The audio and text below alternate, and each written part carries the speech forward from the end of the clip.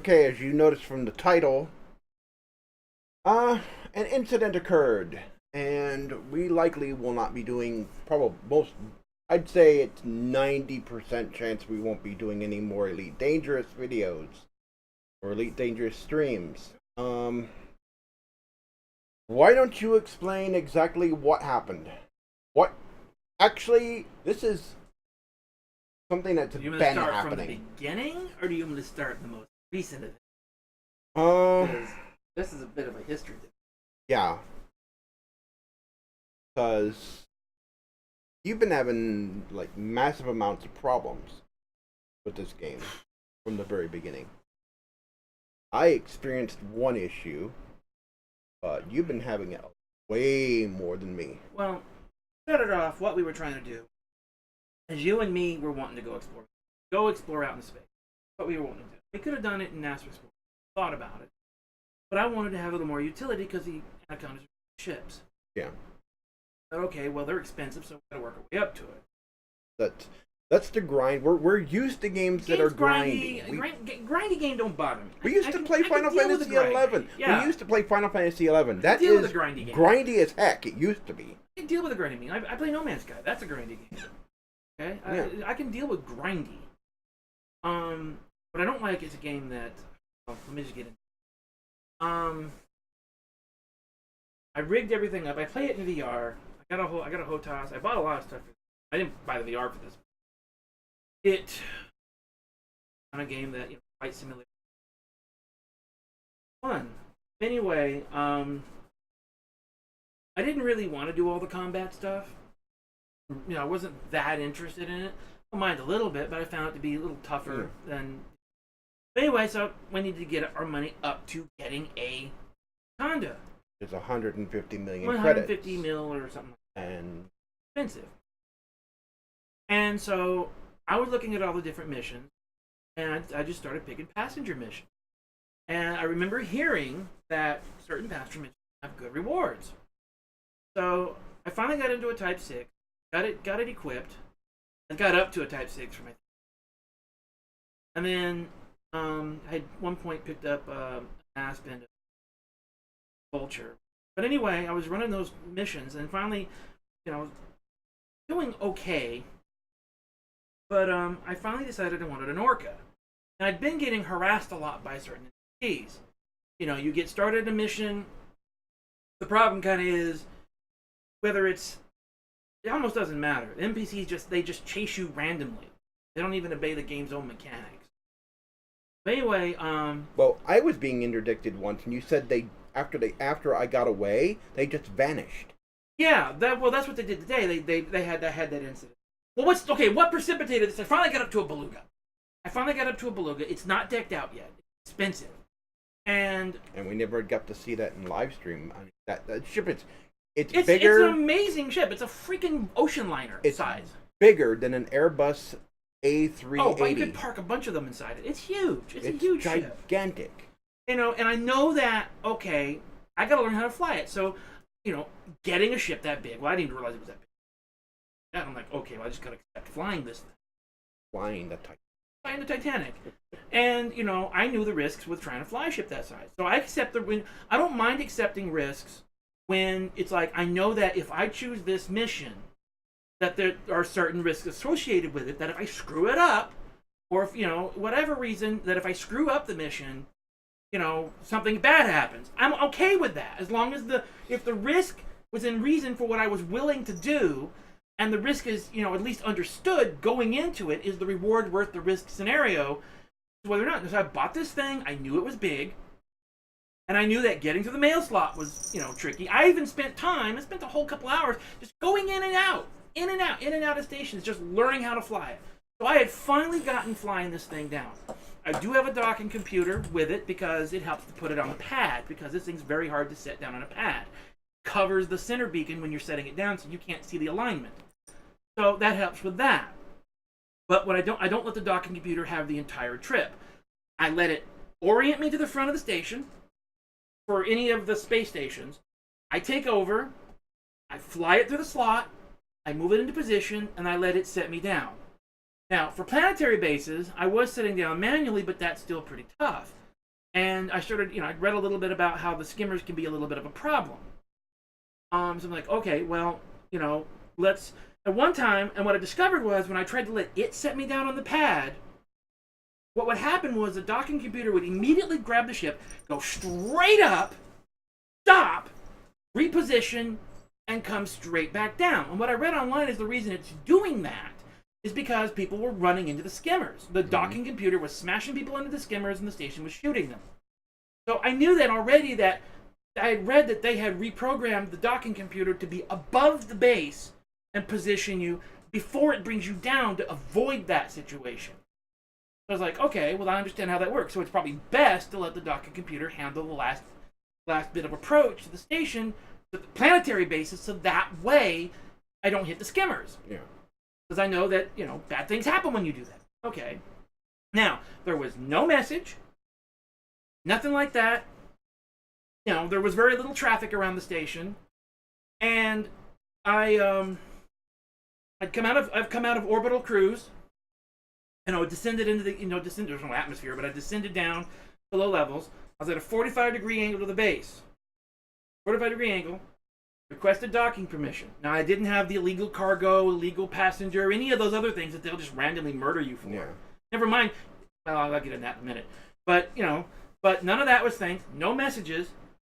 So I'm coming in, and I request docking. I kill the throttle all the way to 0.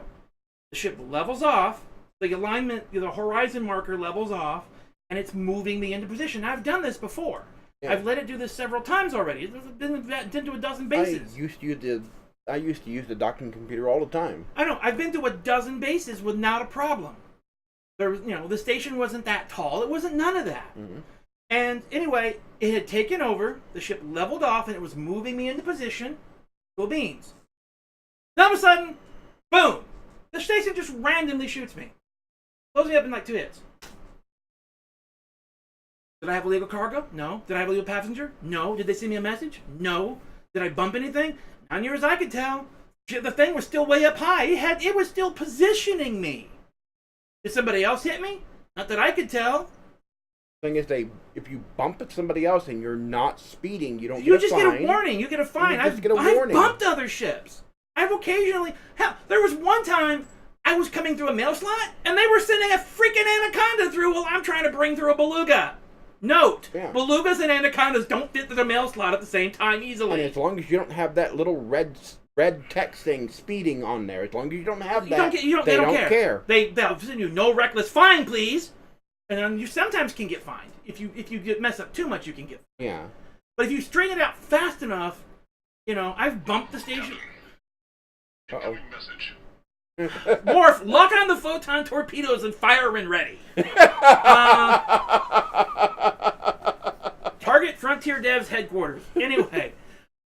Anyway, so I've bumped into things, I've banged into things before in docking and not had a problem once. So I know it wasn't another ship. Because if it had been, I'd have just got a warning for reckless flying. Besides, the autocomputer was on, there was very little traffic. There wasn't any indication as to why this even should have happened. And the reason I know it was them and not a space vehicle coming out was because as the ship started rolling from being hit, I could see the firing coming from the surface of the base. Yeah. That's how I know, before everything blew up. That's why I know they fired on me. For no fucking reason. No reason at all. Anyway, so that's among, interdiction. I'm traveling at 400 light years a second. The base is like 300k out. And I'm traveling at 400. Accelerating up. And at that speed, nothing on the radar. In order for somebody to come up behind me and interdict me, they would have to be traveling at incredible velocities. Pull off. They'd have to already be in alignment with me to catch up. Because they're not going to get up to that speed. Even if you were approaching me, you're not going to turn around that fast. I would see you coming. Oh, NPCs they appear out of nowhere. Yeah. They just magically appear and then randomly attack. I mean, there was one time, like for example, some of the missions magically appear and then they perform maneuvers that are impossible. Can't do impossible maneuvers. Yeah, the game avoids its own mechanics. We're getting to a point with this too, and in order to catch me. And They would have to have done that. And other times where I'm at a beacon, I'm doing the sightseeing missions.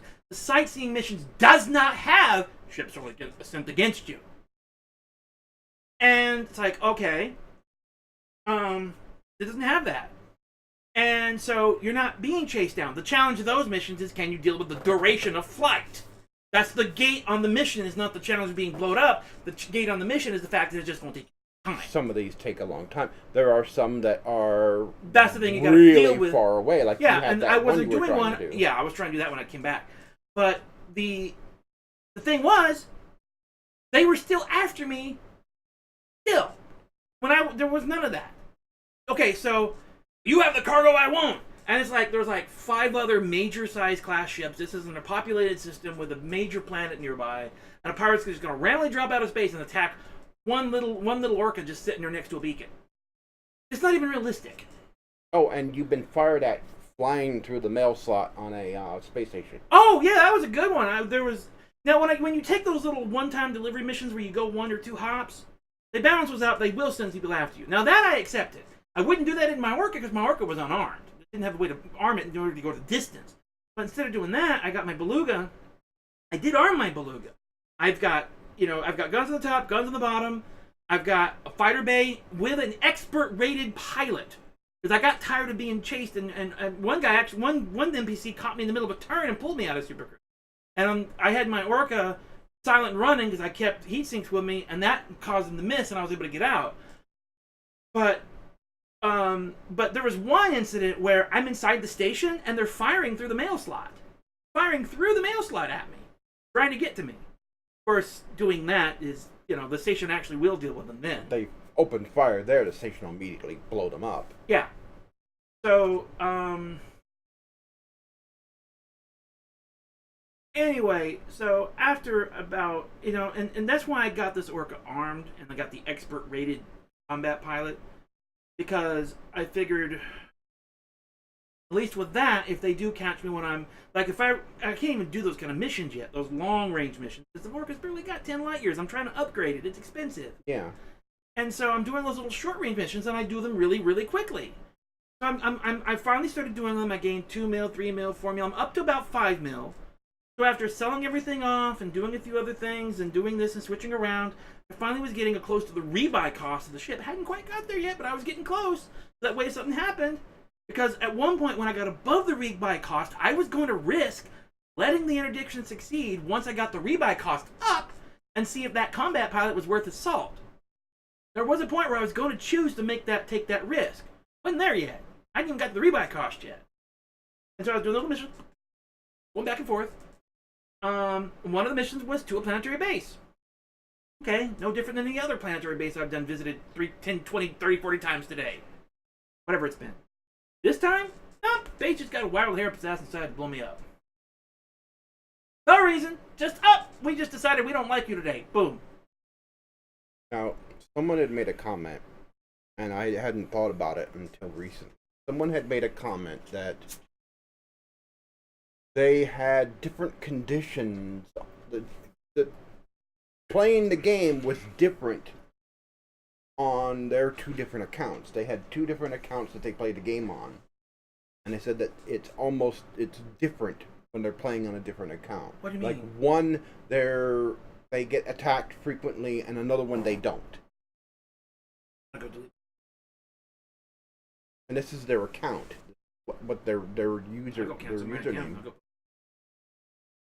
And it's like,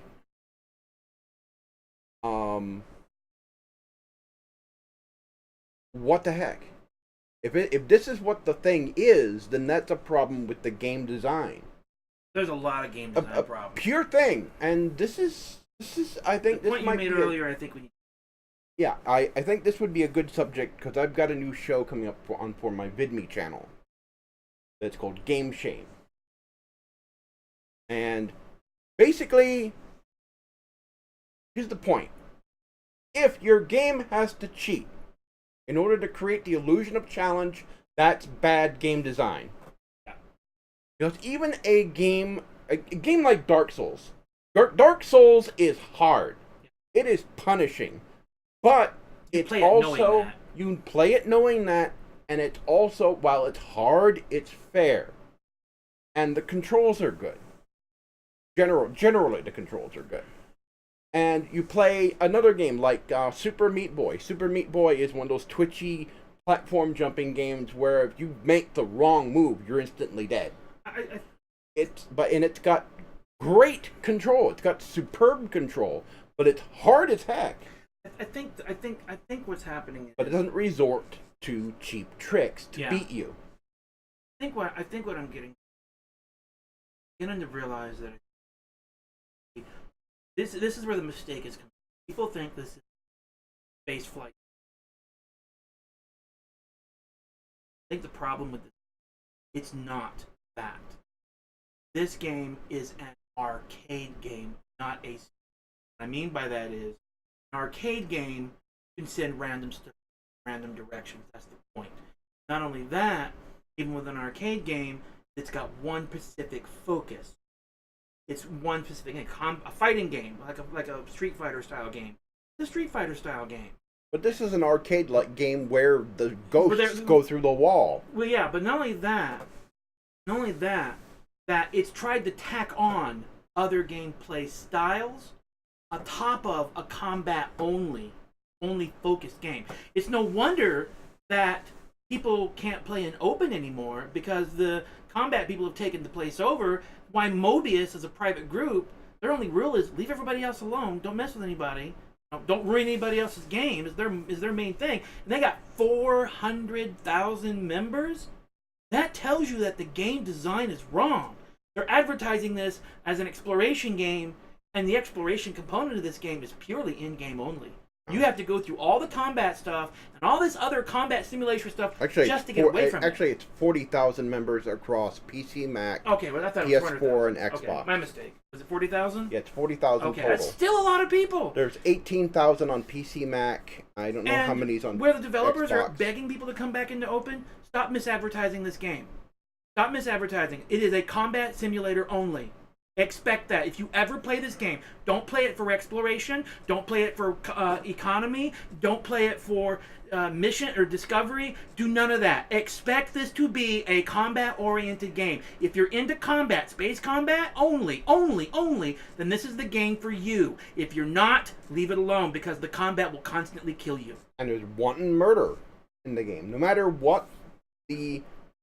the essence of it. Yeah, no matter what the government is of the system you're in. Yeah, wanton murder. It's like the game sanctions wanton murder. Yeah. And what I mean by this, let's say, for example, I'm doing a passenger mission, okay? Now, I can load up different kinds of cabins. I can load up over 60 people, plus a combat pilot, plus the pilot, right? Mm-hmm.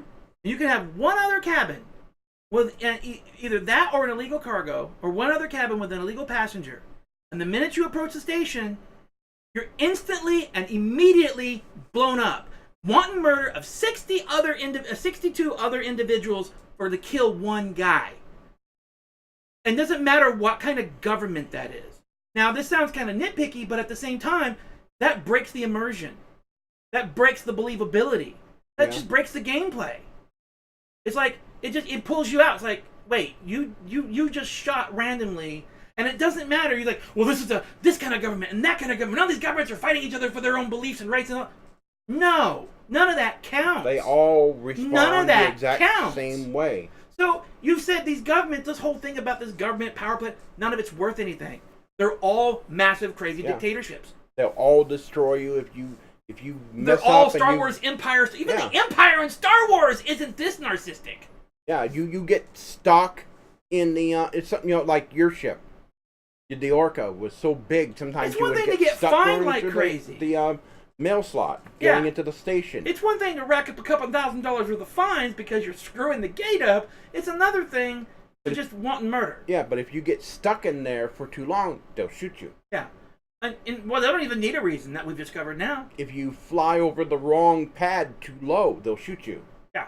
When we were on that ground station, on the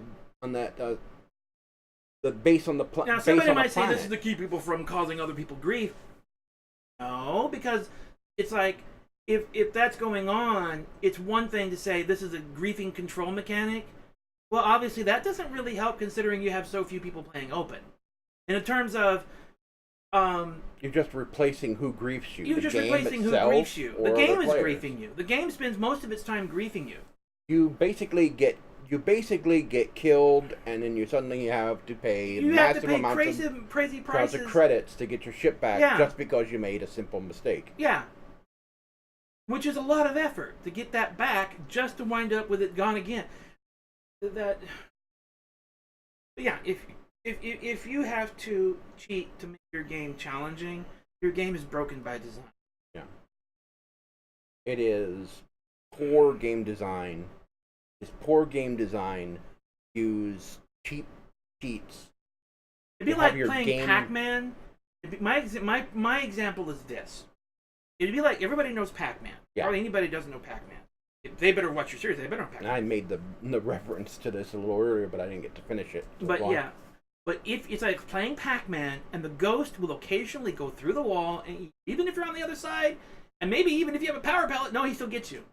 It just randomly cheats. He just randomly goes through a wall, or randomly, that's what it's equivalent to. Just randomly passes through a random wall just to kill you instantly. Yeah. Like, hey, wait a minute, he was on the other side of the wall. No, that don't matter. The game's broken. If you look at that, you see the game's broken. How is this any different? That's what always infuriated me about Final Fantasy XI, because none of the mobs obeyed the world's laws. Oh, that was when you tried to run from them, and you should have been way faster, and they still outrun you. Oh, They'd hit you from you'd be like way in front of them, and it's like, I can't hit out that far. Why can't they? I know. It's like, well, they fixed most of that. There's a goblin on the other. Let's say, where was this? It was near Juneau. It was after you left. When you left Windurst, you're headed for Juneau. You're in this area that's got these deep crags in it, and there's that I don't remember now. Big structure going through it. Something mountains or whatever, and there's these deep crags, and you can't go across them. Well, there's a goblin on the other side of the deep crag. Goblin sees you, argos you. You can't go over that crag. You can't go down, up, and over. It proceeds to walk straight up, down into the crag, up, and ganks the heck out of you because it's so much higher than you are. Yeah. And even with that cheat, at least I know he's there. At least I know that, okay, I did get caught by sight. Even if it cheated past that point, at least I knew there was a risk involved being in the area. Oh, and there have been instances where I'm in an area, and I look around, there's nothing near me. Nothing. I turn around, go to do something, all of a sudden you hear, roar. I turn around, there's a goblin. But this is even worse than that, because you're obeying all the rules, you're not speeding, you're not doing other things, and they just randomly shoot you and blow you up in 2 hits. The way that the game is designed is it's got a lot of issues, and I know that. I mean, I had this one technical issue, and it's like it took 2 days to get that resolved.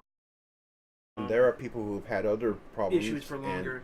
The key issue here, and I think what's going on is I'm not sure that I've heard a lot of complaints. Boards filled with complaints of people not being heard. The funny thing was, people talk about No Man's Sky slow games. The problem was talk. But what I can tell you right now, based on my own experience, they listen even say much. And when I say that is, they listen in terms of, I've done bug reports in No Man's Sky, and I've seen those bugs fixed in the next patch. You even got personal responses I even had a personal response from them. That, they even said, you get the automated replies, things been accepted. But I recognized the name of the person who sent the response. They were involved in that. They were involved in the waking tightening. Yeah, don't go into who it was. I don't want to get anybody in trouble. Yeah. But I got a personal response saying, thank you for this idea. Wow! You know, that they actually communicate, not just the automated things. I got a thing from a dude saying, you know, hey, we like these kind of ideas. Thank you for this. This is great. Now maybe that's common for them. I don't know, but it makes me even if that was automated, that was a pretty good automated. It made me feel like, hey, somebody's listening. I recognize the name, so I know that it wasn't just an automated. It was an update to the post that had sent the email that somebody had actually filled it in. Just by the wording of it, it didn't look automated at all. You know, like, wow, somebody actually heard me, and they even said thank you for the idea, because maybe it solved the problem they were having. And in this game, there was nothing. Told me somebody was having some issues with their player faction. Yeah. And they went for months unanswered. They went for months unanswered, and then it's still in the forums that it was deleted. They were talking about deleted the faction. Yeah, and they're still not getting a response. So. Not listening is worse than not talking. Not listening, not talking. I mean, talking's not bad, but listening's worse. Their customer service is awful. I mean, their game. This is an online game. It relies on online. Even when you're in solo, it relies on online. Because you're playing on the servers, even when you are solo. Technically, this is not quite an MMO. Technically, it's sort of kind of it's. It's an MMO in the same vein as, say, the original Guild Wars, where you go into the world. You do stuff to you go into the world, it's an instant. But in this, instead of there being a hub area that's multiplayer with a bunch of people, you create groups. You bring people into those groups. We're part of the Mobius PvE group. Yeah, and I've not actually met anybody yet, but I've seen on my history list, I've encountered people. I've got like people on my list where I've encountered people. I've got a whole bunch. And you know, everyone in there agrees on one thing: don't mess up anybody else's game. And there's on average 18,000 people on that. Yeah, and that's cool beans that the player community's gotten together and had to deal with an issue. And I've found a video that really goes in depth on that in the forums, but really is good on describing the fact that, you know, there's a lot of issues with this game in terms of this rules and punishment. But how can you deal with the player rule and the player versus player game and the dealing with player ganking when the game itself is got to have those kinds of fixes as well? They were supposedly going to be rolling out some kind of crime and punishment thing for gankers. Yeah. And people are saying it's not going to make a difference. It's not going to make a difference, and that doesn't solve the problem of the game itself being the biggest ganker of them all. Yeah. The game itself is the biggest ganker. It just randomly shoots you. I mean, the RNG it's awful. I'm almost wondering if it almost makes me wonder if I were to go in, delete my player file, go in and delete the account if it's possible, then recreate it if it's possible. What happens? I'm almost to that point. Yeah. I don't know how much the game decides to gank you is based on your email address or username, but create a new account with a different email address, and use a pilot name. A different pilot name. What happens? I mean, other person said that they had different results with different things in a different account. That tells me something's really wrong with that game. Wrong with their random number generation. Because if they're basing wrong. It almost sounds like they're basing the random number generator on your IDs and name account. Well, that means that certain players are going to just get, if they get random numbers in the wrong, they get the number with a high seed or something, they're going to constantly get harassed. I've only ever been blown up once, and that was my own fault because I didn't know I was driving over a landing platform. I don't mind if I'm doing something, or like, for example, you ran out of gas earlier. Okay? Like, okay, you did something stupid, you ran out of gas. It happens. I did something stupid the other day. What was it I did? I did something incredible. I forgot. What I did was I was expecting the station to be expecting that system to be occupied so I could land and refuel. Uh-huh. Well, it wasn't. It wasn't. And I didn't have enough fuel to get back. And I brought the Prospector Limpet controller instead of the fuel scoop. And I went and rescued him. Yeah. And, you know, those are kind of fun. It's like, oh, he got into that trouble. And, you know, we were messing with the SRVs the other day, and I was having fun with that. And I was playing with my Beluga and a fighter craft, trying to take him out, taking the skimmers out from the air. That was kind of fun, although it didn't work as well as we intended. Yeah. And then I was in forget which model ship it is. Those were wanted skimmers, by the way. Yeah.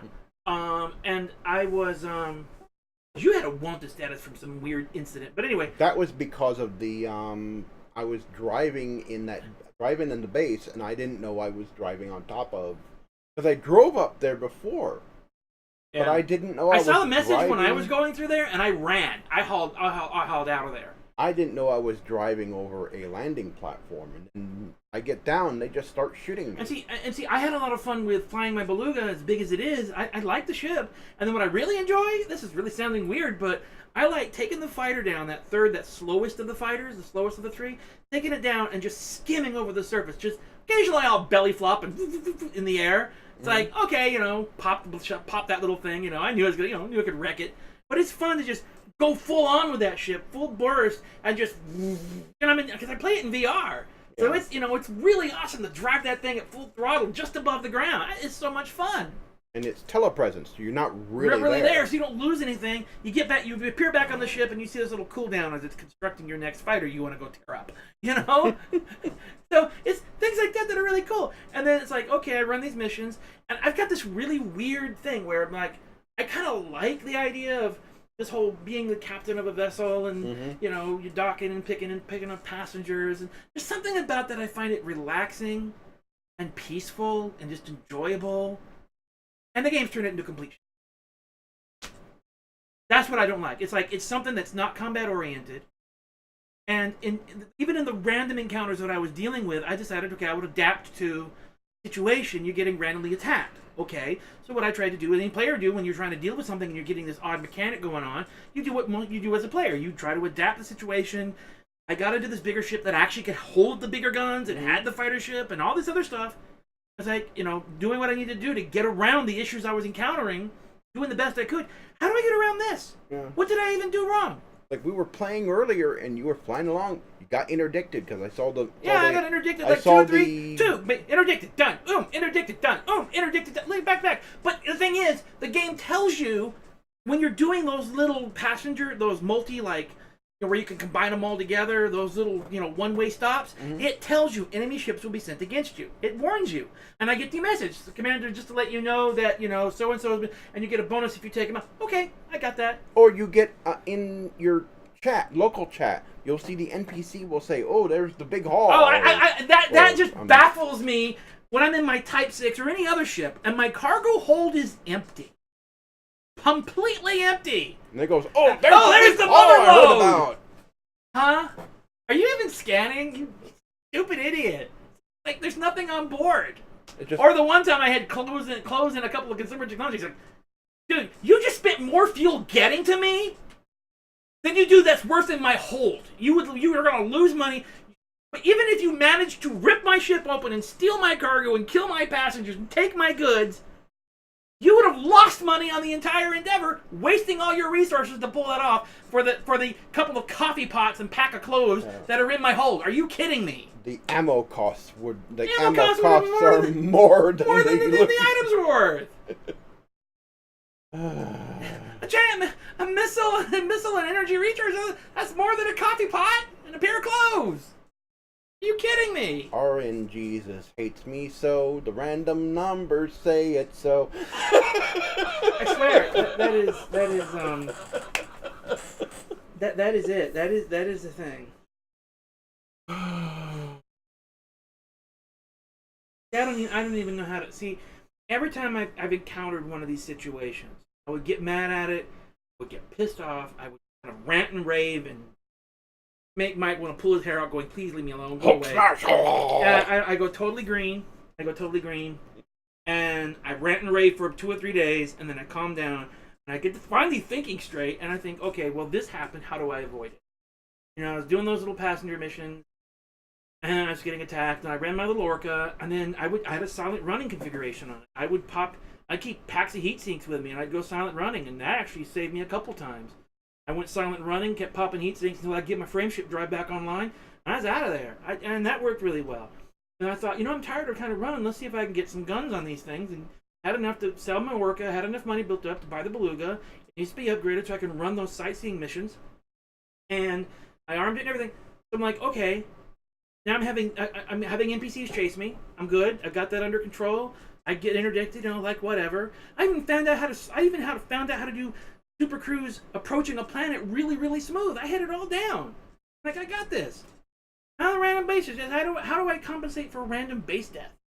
Or the constant harassment. And then, ever since we started this game, with me, pretty smooth. I mean, I've been playing the game and it's been pretty smooth for me.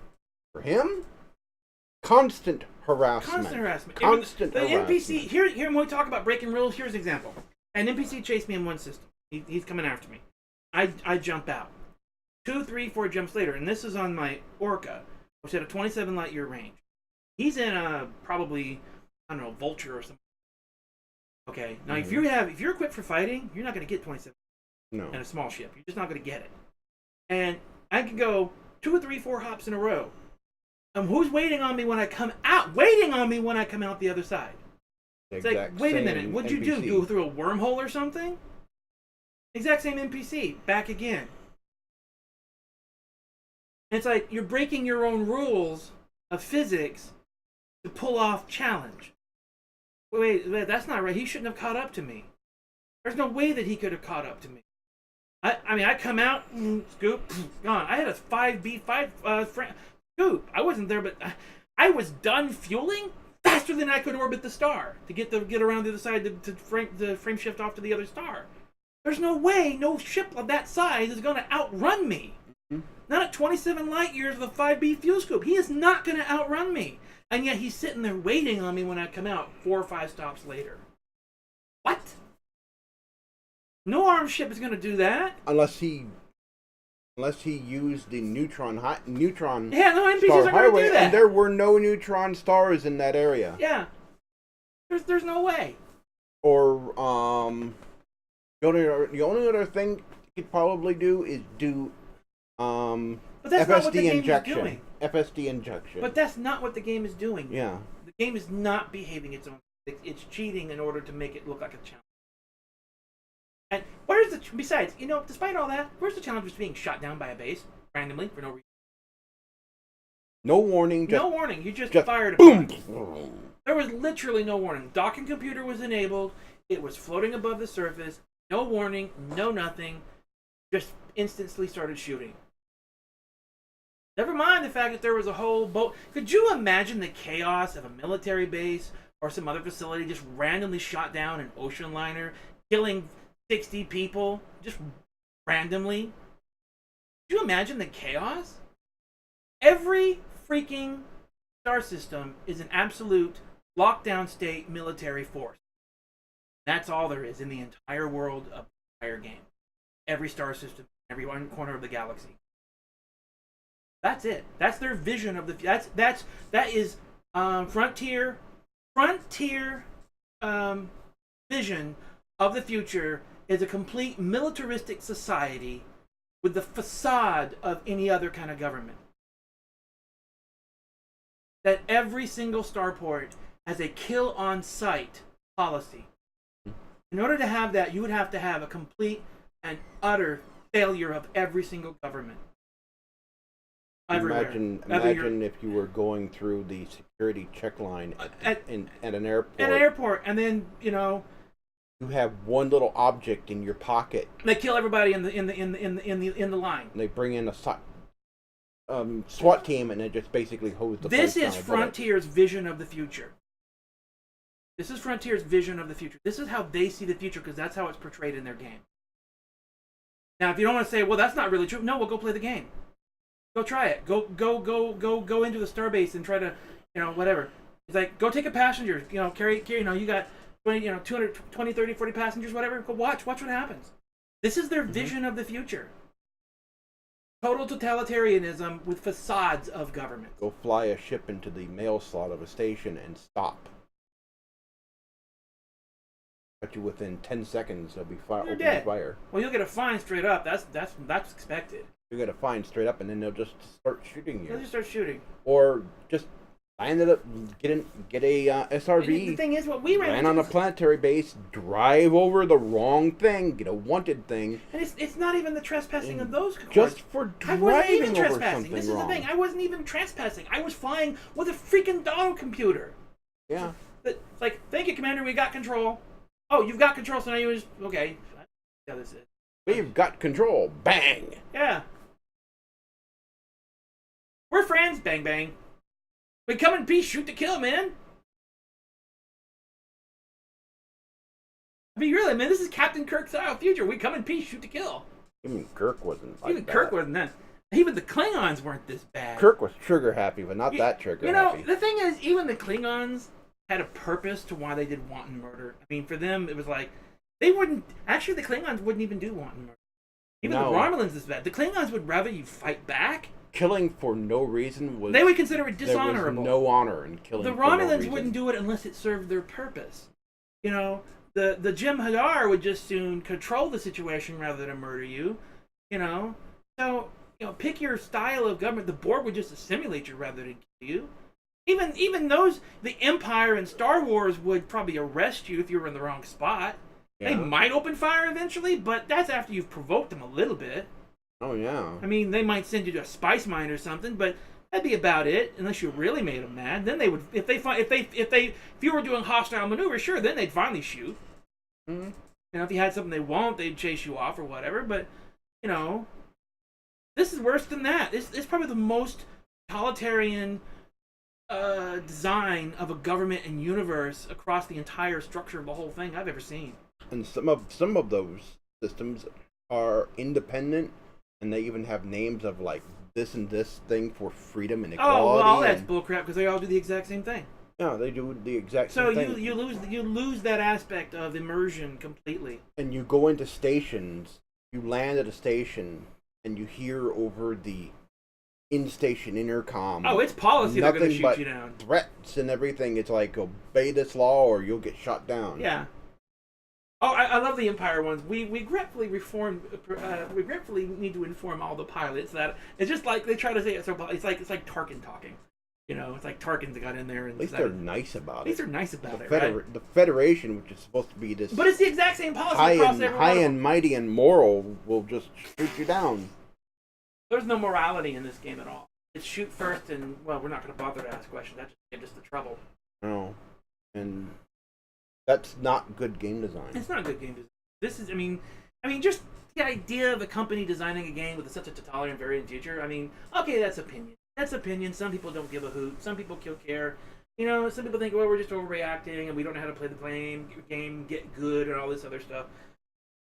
Well, how can you get good? Random deaths. With instant random deaths. Instant random deaths. You just like. That you don't know is coming. It's like, Commander, you need to pull back whatever, or, you know, okay. I'll move. You know, you're trespassing, get out. You know, even when you're in those little skimmer areas, it's like, trespass zone entered. Okay, time to move. Although we did have one funny incident when I was in the SRV, me and Mike were in the SRV, and I was messing around with the idea of trying to shoot them from those little wanted skimmers from the fighter. And I called my ship, and I'm on the SRV, and I'm rolling up to it, and I'm like, Mike, where'd this thing park my ship at? He says it's in front of us. And I'm like, I know that, but that looks kind of suspicious to me. So I come up the back, and I drive up to the front, and it says, and as I'm pulling up, and the load board ship light comes on, I hear trespass zone entered, and I'm like, oh crap, here we go. So it pulls me up. I get in my ship. I'm like, I gotta move because I'm sitting smack square in the center of this thing. My beluga was sitting there for like 5 minutes while I drove up to it with no problem. It's when I got on board when everything went crazy. I got on board, powered the engines up, was literally just inches off the ground, and all of a sudden, boom, boom! And then my shields were gone. And I'm like, Mike was like, what'd you do? And I'm like, I don't know. Yeah, I saw you. I saw it go like something stopped it, and then it tilted to the side. I thought I hit something. I thought I hit the ground. Yeah, and then I straightened it back up, and I went up, and he's like, "Okay, where are the skimmers at?" He's like, "There's no skimmers." I'm like, "Wait, what do you mean there's no skimmers down here?" I said, "Oh, I think I know what happened to them." The area was so small, there must have been 2. And when I was going up, they popped up, and my ship was so close, they just went bam, bam, like that. And it was like, clank. There was another incident. I was mining, and so were you. And there were ships around. There were security ships in the area too. Every couple of minutes, you're getting shot at. Yeah, you and they were busy mining, and they would come in. They wouldn't come after you. They would come after me. And I think that was a time where was that the part where I had to drop my shields because I didn't have enough power to. Yeah, they went straight after you. Straight after me. There was another time there were security forces, and they just went right after me, and I just pulled up underneath the asteroid to get away from them. And constantly being chased in this game. I think there was another time when we were taking off from a planet. We had just done some stuff on the surface. We were taking off on the planet. There were 2 other ships in the area. We get high up off the surface, and then all of a sudden we get the message, give us 2,000. I see a message says, give us 2,000 pounds of cargo and we'll let you go. And then they immediately start shooting at you. Yeah. And then I turn to try and help you to get them off of you. I shoot at them, and they're both elite status. Oh yeah, that's NPCs. Another thing. They're both elite status. My combat ranking, just for note, in case anybody's wondering, is mostly harmless. Mine too. Mostly harmless. I got like 10% in the mostly harmless. And they send. I've seen ranks of expert. I've seen ranks of elite. I've seen ranks of competent. I've seen just about every high-end rank. Mm-hmm. There was one time I've stopped looking into signal sources on USSs a long time ago because unidentified signal source. Because every time I'd stop, most of the time I'd get there and I'd stop, and literally as I was coming out of Super Cruise, literally I'd be dead before I even finished decelerating. They would melt my shields and blow my ship up before I even had a chance to even realize I was under. That was the other thing. So I've seen a lot of this. Yeah, it's been constant since I've been playing. Now, if I knew that deleting my save file would reset this to some meaningful status... Not save, switching to a different account entirely. Switching out of your current account when you sign on to the game. I have to get back into Mobius. And you'd have to resubmit an application. You'd have to resubmit an application and everything for Mobius. If you wanted to do that. Yeah, then I have to start everything. Yeah. Back in a Lone Winder. Yep. Sidewinder. Lone Winder. Lone Winder. It's like, that's just bad game design. There's a lot of bad game design. There's a lot of things that sometimes you can look past it if it's, but this has been just an ongoing harassment by they just constantly, all the time. Even people in the forums we've talked about it. They also like, y'all got some bad RNG going on.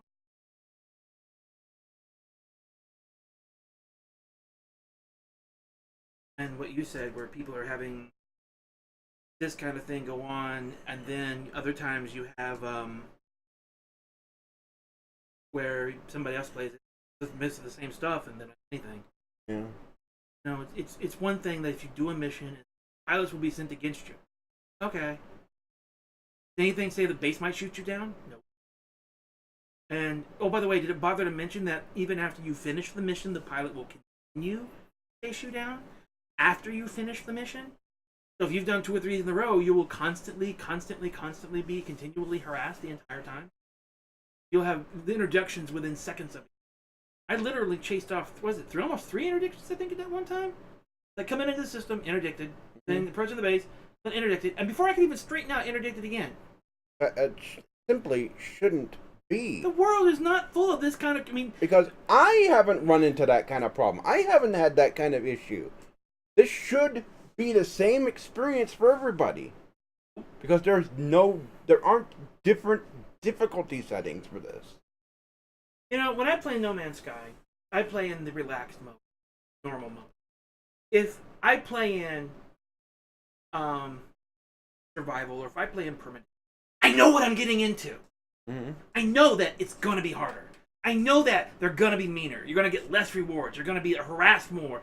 The sentinels will be more sensitive. You're going to run out of oxygen faster. You die, you're done. And it's like, You're taking the risk. You know what the thing is. In this game, what we want to do is just exploration. We have not yet. Because exploration in this game isn't. Exploration in Elite Dangerous is an in-game function only. You're not permitted to do it until you've overcome the combat system. That's simple. Because you need an anaconda to do It's the best way to do it. It's the ship that can be engineered the most and carry the most stuff. But you can engineer it and get a 60 light year I jump haven't figured out how to range. get it that high. I don't think it's that high. Well, get a good jump range, And get and it it's to got 50. it's a flying tank. It's got the best armor, got the best shields. Well, almost the best shields. I think there's another. There's a ship that's couple got of better. bigger ships that are more powerful, but to some degree. But I mean, it's your all-around utility. I think it's got like 6 hard points. But it's For a big guns? ship. I've done that. I've done that deck out simulator. I liked what I'd like to get into one. It's expensive, and like I like my beluga. I'd like to keep my beluga. I could probably make a decent amount of money once I got my beluga kind of upgraded. But I've found ways of making good money on these past missions. It's just I can't be left alone long enough to get there. I mean, when it's a $5 mil buyback cost, and the ship is not ready yet. It's taken me this time to take me a couple of days to finally get up to that buyback cost. Yeah. Maybe that's slowing some people. I'm afraid I want to do.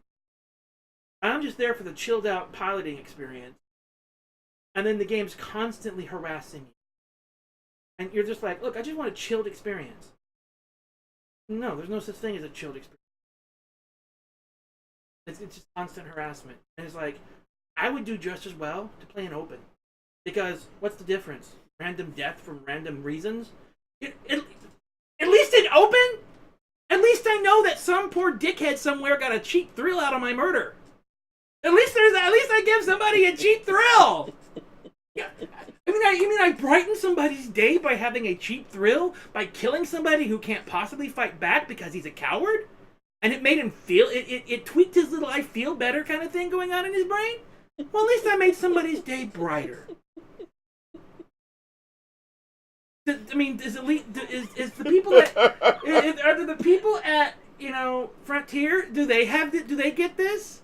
Am I making their day brighter? Do the developers smile every time they see a wanton murder and death in the game, killed by the NPCs just for random? Do they stand there and press the fire button themselves? Hey, look at that beluga right there. He's been around. That pilot hasn't died in a few days. Okay, we got him. I think this is a case of the developer not having any experience in a game like. I don't think they play it. Frontier. I don't think they play it. Yeah, I don't think they play it, and also. If they did, it wouldn't be like this. Frontier. Other games are. I don't know what theme park other games. theme park simulators. Theme park simulators. In fact, they've got a new game coming.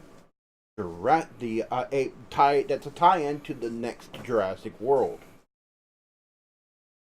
Well, at least there you know that the dinosaurs have a reason to eat. At least they're hungry. But they're known for their theme park simulators, their amusement park simulators. That's what they're known for. I don't think they have any experience in this kind of game. Well, Elite as a game has been around. Yeah, it's been around for a long time. This game is old. It in its day, it had an amazing technology. Yeah. The original was on the ZX Spectrum. I mean, it was ported to a whole bunch of different It's amazing that they were able to do what they did back then. An amazing piece of technology. They actually got it to do it. Now, nowadays, it's not so amazing because you got games like No Man's Sky, which outclass it by a lot when it comes to overall universe exploration. I'm sorry, but they just... Simply because 84 quintillion stars?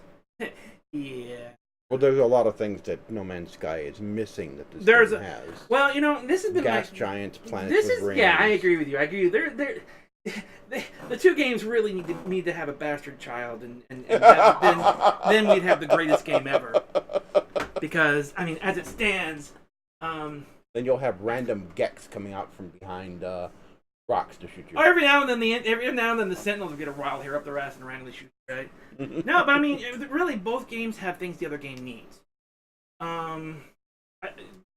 If you took the multiplayer out of Elite Dangerous and took the took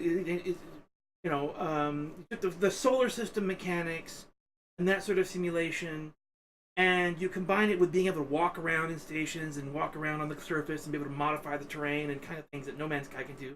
These games were one game. If you combine them just right. You know, we have atmospheric planets. I mean, they have each other's wish list in a way.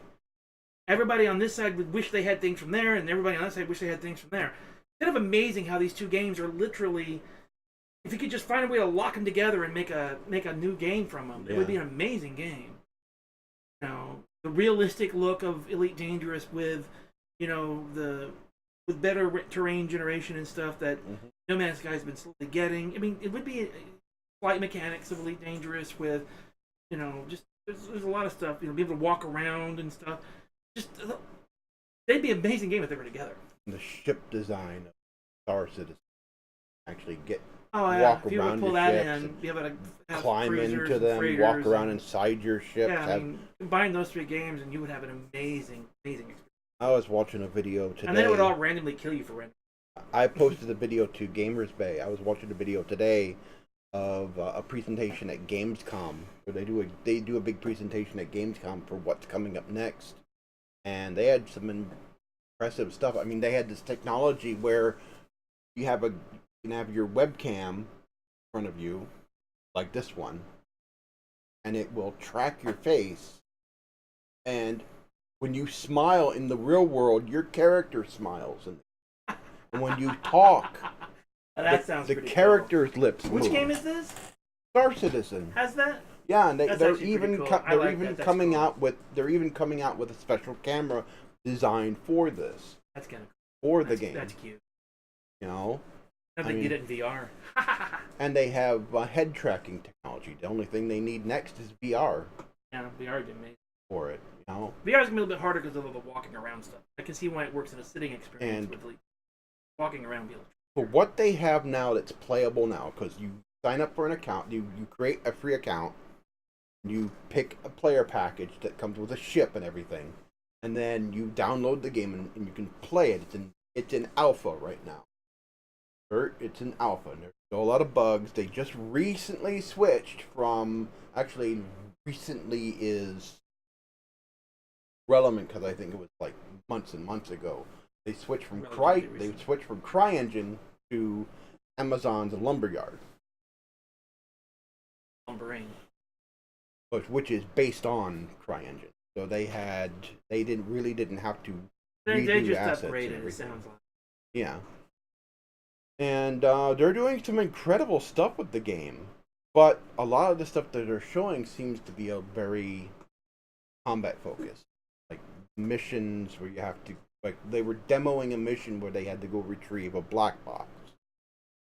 And they start getting attacked. Ship that they called in to try and pick them up gets shot down. It's not reverse to combat. Yeah. It's just, it makes sense when you're doing something, specifically going to trigger a piece of combat.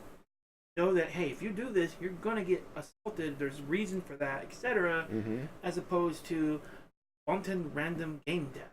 Yeah. And that's what this was tonight, was just, you know, there was no, whatever mechanic was flipped on. The thing is, we know this game's got some nasty bugs. How do I know this wasn't a bug? I can't tell it wasn't a bug. I cannot tell you between the difference between me having done an error in something, docking computer having screwed something up, something being randomly in the wrong place, or, you know, or whatever, versus a bug which randomly triggered off. Because, I mean, I've seen some nasty bugs in this game. I was down for 2 whole days, couldn't play it in my account because I couldn't access my stored module screen because somehow I stuck my Anaconda livery bobblehead in my stored modules section.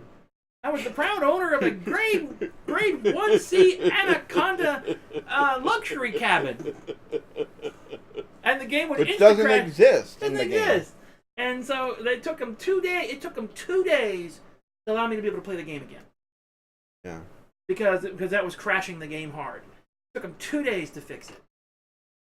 I was down. I couldn't play the game for 2 days. I was like, I almost got to the point where I was raising up. And started playing No Man's Sky again. And they finally got around to fix it. Yeah. Oh. If your staff is behind by 2 days trying to is glitching and causing player grief, causing problems for players, your staff is that far behind trying to catch up. Is anybody talking to developers that they need to fix a few things? Yeah, it's like they're in denial that there is something wrong with their that your design. staff, your support staff, is 2 days behind. Yeah. That their issues are happening so frequently that their staff is that far behind. That's freaky. That your support staff is that far behind. Yeah, and that their players are telling them this and this and this and this don't make sense. This and this shouldn't be like this. It's not working, and no one's listening to them. And even simple things in the game. You don't even know if some of the things that they're going to try and fix in or yeah, and the thing is, like, even simple quality of life. Like, imagine being able to save your profile, your control profile. Profiles are complex as control buttons. Being able to save that without having to go into the file system, back it up. To be able to have a color editor so you could adjust the colors in your UI. That you have to have a third-party website and to hack the files. That they got a file dedicated to this very purpose? Like, why couldn't you just put this in the game with a color scale slider? Hello? Little things like that are called quality of life. Oh, and there's all those instances where suddenly you're playing the game, and then suddenly the game forgets your that's a fun control one. scheme. The control scheme just completely disappears. And if I open up the controls, boom, it works again. Now, literally, all I have to do is just go into main menu, options, controls. I'm done. It's working again. Like, oh, I have controls? Oh, I guess I should listen to them. And boom, they'll come back on. I'm not the only one that has that. I've seen other people complain about that exact issue. And it's not being addressed. If there's bug reports, I've seen it in the forums. I've seen a lot of them in the people are. By the way, guys, I've spent some time because I was down for 2 days. All I had was to just read the forums because I had nothing else better to do. I think it is an inexperience of the developer. And you would think that wouldn't be true, but it apparently is. So, and this I don't know who runs this game. I don't know the people. They're in England. Wherever, it doesn't really matter. Somewhere in England. This is true whether you're in England or in Germany or the U.S. or wherever, and you name it. Is that paying attention to what your players are saying, not just going by what you want and that's all you care about. You got a game like this, like you could tell when they have to get on and ask people to come back to open. I haven't seen the video. But I've heard of the video. I haven't seen it. Maybe it's out there. I haven't looked at it. I heard of a video where the guy's like asking people to come back and open it, saying getting ganked on screen. Like, you think we're going to go back into that? So that tells you that when you got 40,000 players hiding out in a private group just to get away from various issues of the game design, that tells you that they're just not listening. You gotta listen. This is what I like about Final Fantasy is Final Fantasy listens. And sometimes they overcompensate. Sometimes they shoot the mark too far. Sometimes they screw it up. They're human.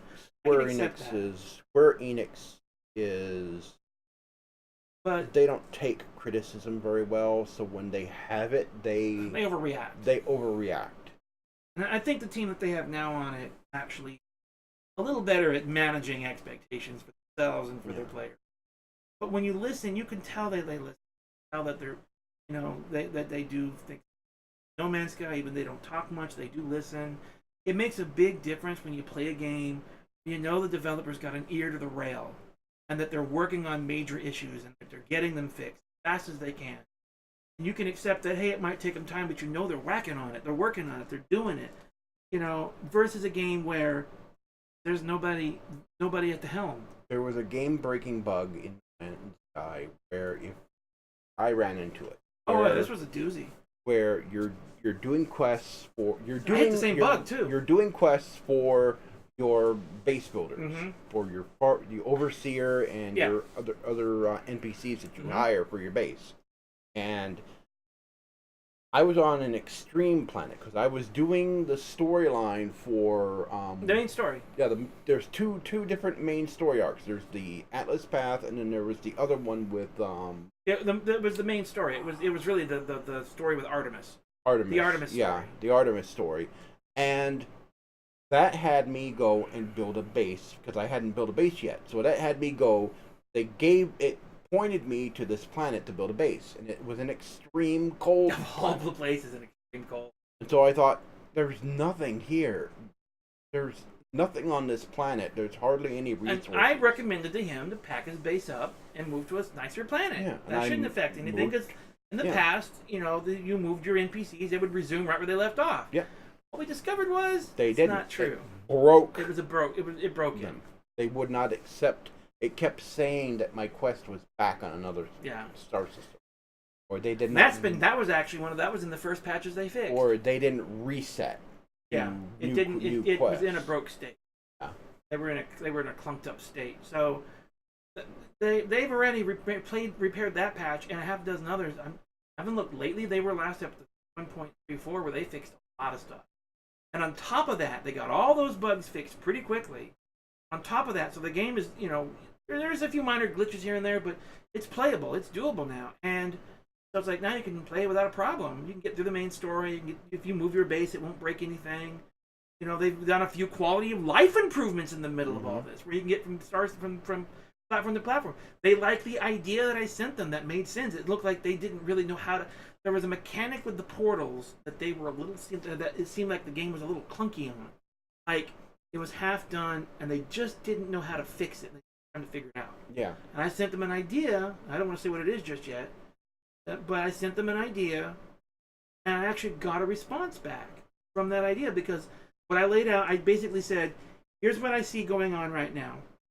Here's what you could do to fix it. I laid it out in detail, and I said, here's how much code you would need to do what you need. This technology, these items. I said, here's what the checks you would need to do in order to get it. Yeah. They liked that, and they sent me back a little bit of a thank you. And I'm like, hey, that's kind of cool. I know somebody's there. I think it was like within a day or a day and a half. I think they finally got back to me on that. It was pretty quick. Yeah, it was pretty quick. And it was just nice to go that, hey, they actually might be able to use this little suggestion in order to make that part a little better because it was a nice idea. And they actually, they were you got that they were listening, and that's cool. That they can't reply to every response, but the fact that that there's somebody there listening. Like, I would fuss about the square rooms have an alignment problem. They have a minor one still, but in the next patch, because I sent them a picture saying, hey, this is out of alignment. In the next following patch, that was fixed mostly. It was still a little off, but it was way more better than what it was. Yeah. I guess the decimals or something shaking it off or something, but it was fixed after that, and it worked way better than it did. And little things like that where it feels like, hey, somebody's listening. They may not say much, but they're listening. And these guys. That's my decision is, do I really want to go back into that? I'm coming here and not going back in that game.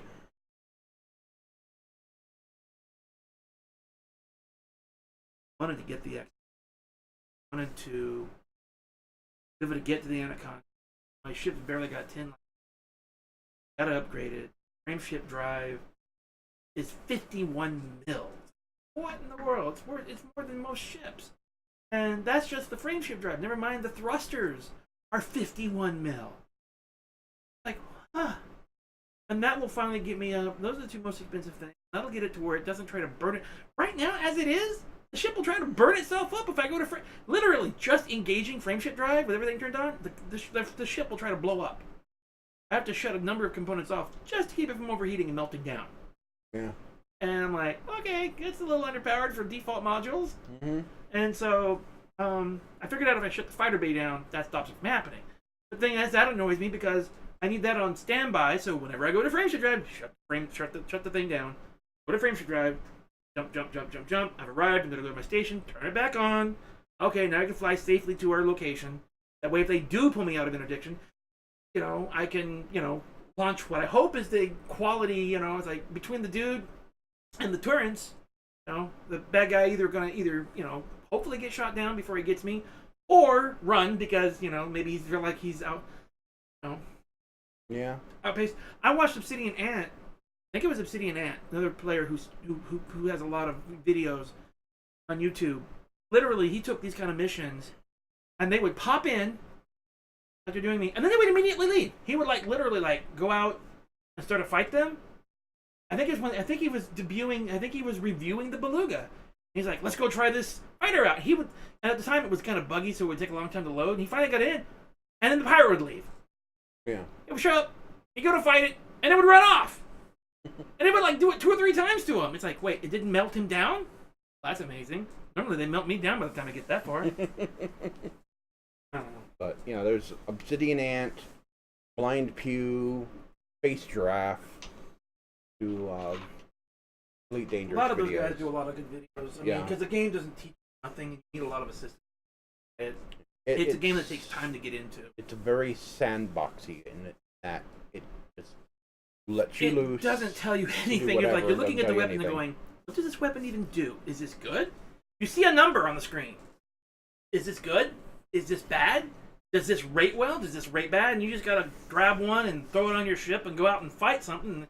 Oh, that one didn't do me any good. I couldn't take nothing down on his shield. He got me. And then you go to another one and it's like, oh, this one works a little bit better. And you just have to keep experimenting and spending all your credits just experimenting with it.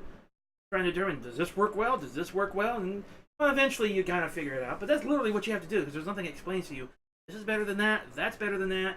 These are the differences between these two. This is the difference between those. Nothing. Nope. That's fine. Some games do that. Okay, I can work with it. Look it up, read on it, do some research, figure it out. Okay. Minecraft told you nothing. Minecraft told you nothing. I mean, when we first played Minecraft, I had to teach you everything. There was a lot of Minecraft I didn't know. And then what did I turn around and do with it? I finally you were building your base and doing all this stuff. I'm like, well, I can't learn anything like this. So I darted off in a single direction. And the next thing you know, we spent 3 weeks building that underwater dome. In what was it, survival mode, or what was it? It was in normal mode or something? We were in normal survival. Mode. Normal survival. Yeah. And I spent the entire time, I've spent 2 weeks. That was some of the funnest stuff I'd ever done, is building that underwater dome.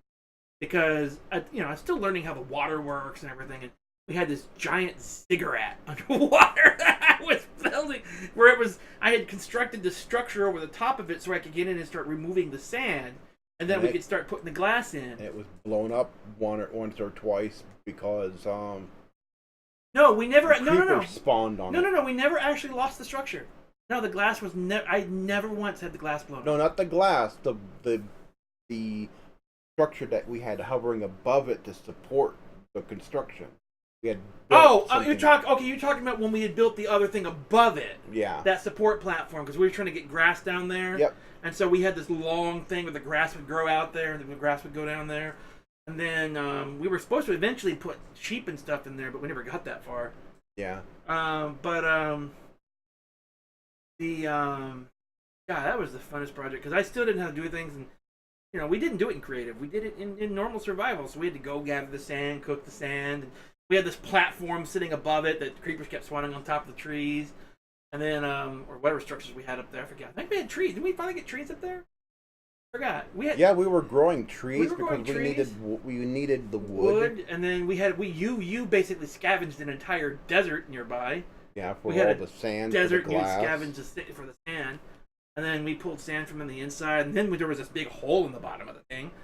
That was a fun thing trying to get around, and it was actually it was a really, really fun project. But during construction, the entire thing was encased. I think in basic stone or something. I encased it in something.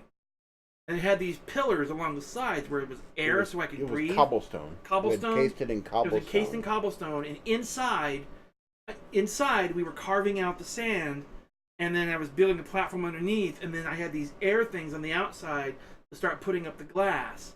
We put the glass on the inside and encased it, and I got the pumpkin things up there and everything for lanterns. And then finally in the end, we pulled that case off, and you could see it for the first time. And then we got in there and did that little fire trick to pull the sand down on the inside. And got it, decked it out, made it pretty. And then we made a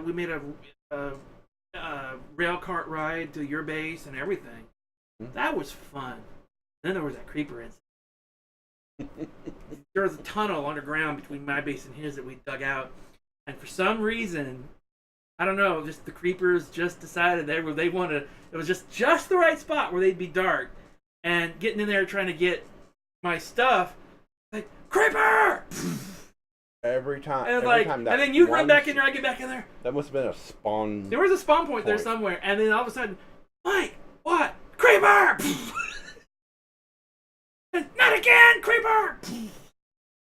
It was so much fun. And out in front of my place is like swarming with creepers. Oh, yeah, it's It was just just constant. swarming with them out in front of my And then you place. had a couple. I think you actually had one supercharged creeper at one point. Yeah. Didn't you have one supercharged? I think I might have. And lightning hit him and And supercharged if I him. weren't wearing diamond armor because we had found diamond. Did you get caught by that I one? got caught by that one. You Boom! said it knocked me off my feet. It's like. I had craters all in my front yard. Front yard because of was it. totally craters. But this game's not like that experience. Oh no, this game's trying to have fun in this game. I mean, if you enjoy space fighter sim, if you're a fan of the old X-wing fighters and stuff, and I like those to a point. But you know, if there's so many other mechanics that make that. To me, it's like, okay, it's fun, but I can't get enough. I'm not that great at it, and I like the exploration component. That's kind of more what I lean. If you like the fighter stuff, shooting and stuff, it's like, okay, well then this one could work for you. But if you're into exploration, if you're into an economy, this really you're gonna have. If you like the fighting along with that, then you might be okay. But if you don't like the fighting, just want to explore and fly around and deep and all that, the game's probably not. Because you're going to have to do all that, whether you choose to get money through cargo, whether you choose to get money through. I was doing through passenger missions. But you're not really a combat dude, and you're not really into it that much. You're not going to find. Because that's all this game wants you to do. This game wants you to do. And totally randomly. And then totally randomly just blow you up for no reason. Your account could be plagued with problems where I wasn't plagued with them, but you were constantly. Every time we play, constantly ran into these issues. Been nonstop. I've seen them. We've live streamed the game, and you've had some issues. So, yeah.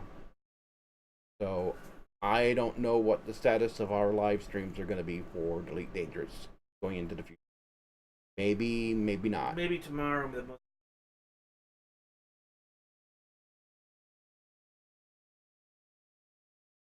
I had the little. I had fun. That was fun. Given the surface, but It doesn't get you Anaconda. no, that's the problem. It's a lot of fun, but it doesn't get me anywhere. Yeah. Getting blown up, that sets me back. Mm-hmm. Trying to play the game straight Punishes you. Kind of punishes you. Do absolutely meaningless stuff, get absolutely nowhere. But yet you're having fun. Not having fun, that gets you. That seems Yay. backwards. Getting all blown up and all of our progress destroyed for no reason. Woo, we're having lots of fun. Are we having fun yet? Mm-hmm. Oh, my ship's a fiery crater going flying through the air. You know, if I was sort of Nero and kind of just like, ooh, look at the pretty fireworks, watching the ship burn and a couple of days worth of effort just be wasted. Ooh, let it all burn. Okay, well maybe that might be fun, but and hours and hours and hours. I literally have gone through. You ready for this? I've been through three and a half Star Wars books playing this game so far. Because I listen to audiobooks while I play this. I've been through 3.5 books so far. So, Frontier? Listen to your players! Yes, you have an issue. You have an issue. Pull your heads out of the sand. There is a problem with your game. Your game is busted. Your game is, it's just, I can't even describe it. I can understand that you want your game to be challenging, but using cheap tricks and having cheating NPCs that don't follow the game's own mechanics to create a challenge, it's cheap. It's not good game design. Even really hard games like the Surge and the Dark Souls series don't, rely on cheap tricks to make the game hard. So you've got a problem. You got a problem of one, you don't accept that there's something wrong with your game. Two, you don't listen to your community at all. And three, you take forever to handle support problems. Which is a result of 1 and 2, actually. It's a result of one, result of the other problems. And sometimes, you just don't even do it right. And you don't talk to people. You don't communicate. Even Hello Games didn't communicate, yet they still listen. They still listen. Even if you don't communicate, at least you knew you were listening. Right now, it does not feel like you're listening. You look on the boards, it doesn't look like you're listening. You have 40,000 people in a private group. That says you're not listening. Even some of the things I've seen, and some of the things in 2.4 look interesting, and other things, I don't know. I won't know until it's actually until the next patch is released. But you're not listening. You've got your users screaming out there that there's a problem. That there's a problem with your game. That I understand you want your game to be hard. But if it's doing this to create the illusion of challenge, it's not a good game. It's not good game design. That's not how you design a game. And your vision of the future. Yeah, that's opinion. You really need to reevaluate it.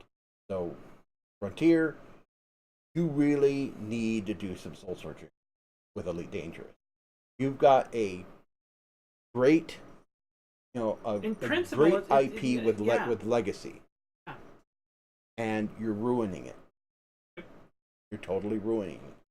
So, thanks for watching, everybody, and see you next time.